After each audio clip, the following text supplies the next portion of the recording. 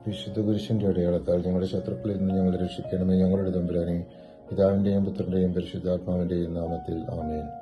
Daniel പുസ്തകത്തിന്റെ 6-ാം അധ്യായം. Daniel സിംഹക്കുഴിയിൽ നിന്ന് രക്ഷപ്പെട്ട കഥയാണ്. ദാരിയൂസ് രാജാവ് ഭരണത്തിന് തന്നെ സഹായിക്കാൻ നിയോഗിച്ച 3 തലവന്മാരിൽ ഒരാളായിരുന്നു ദാനിയേൽ. അത്ഭുതകരമായ ദൈവിക ചൈതന്യമുണ്ടായിരുന്നതുകൊണ്ട് ദാനിയേൽ മറ്റെല്ലാ തലവന്മാരെക്കാളും പ്രധാന ദേശാധിപന്മാരെക്കാൾ ശ്രേഷ്ഠനായി തീർന്നു.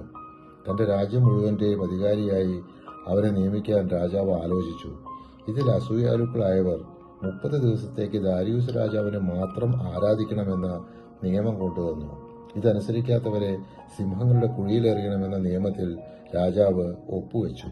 ദാനിയേൽ പതിവ് പോലെ ദിവസത്തിൽ 3 പ്രാവശ്യം ജെറുസലേമിനെ അഭിമുഖമായി പ്രാർത്ഥിച്ചു.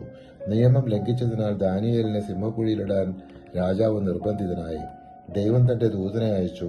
സിംഹങ്ങളുടെ വായ അടച്ചു. ദാനിയേലിന് ഒരു കേടും സംഭവിച്ചില്ല. ദാരിയൂസ് രാജാവ് ദാനിയേലിന്റെ ദൈവത്തെ മഹത്വപ്പെടുത്തി. എല്ലാവരും അവനെ ഭയപ്പെടുകയും ആരാധിക്കുകയും വേണമെന്ന് കൽപ്പിച്ചു.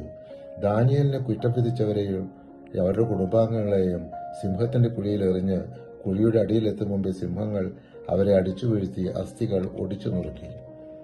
ദാനിയേൽ പുസ്തകത്തിന്റെ 7-ാം അധ്യായം ദാനിയേലിന് ഉറക്കത്തിലുണ്ടായ സ്വപ്നവും ചില ദർശനങ്ങളും വിവരിക്കുന്നു. അവൻ സ്വപ്നം എഴുതിയിടുകയും അതിന്റെ സംഗ്രഹം അറിയിക്കുകയും ചെയ്തു. 4 മൃഗങ്ങളുടെ ദർശനവും ദൈവരാജ്യത്തിന്റെ ശാശ്വതതയും വിവരിക്കുന്നു.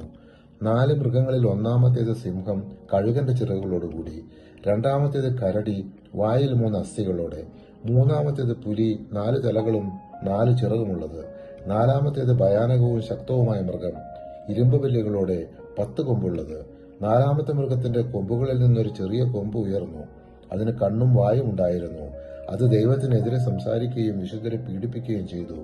ദൈവം തന്നെ ന്യായാസനത്തിൽ ഇരുന്ന് മൃഗങ്ങളെ വിധിച്ചു. 4ാമത്തെ മൃഗം നശിപ്പിക്കപ്പെട്ടു. ദാനിയേൽ ദർശനത്തിൽ കണ്ടു, മനുഷ്യപുത്രനെ പോലെ ഒരാൾ മേഘങ്ങളിൽ വന്നു.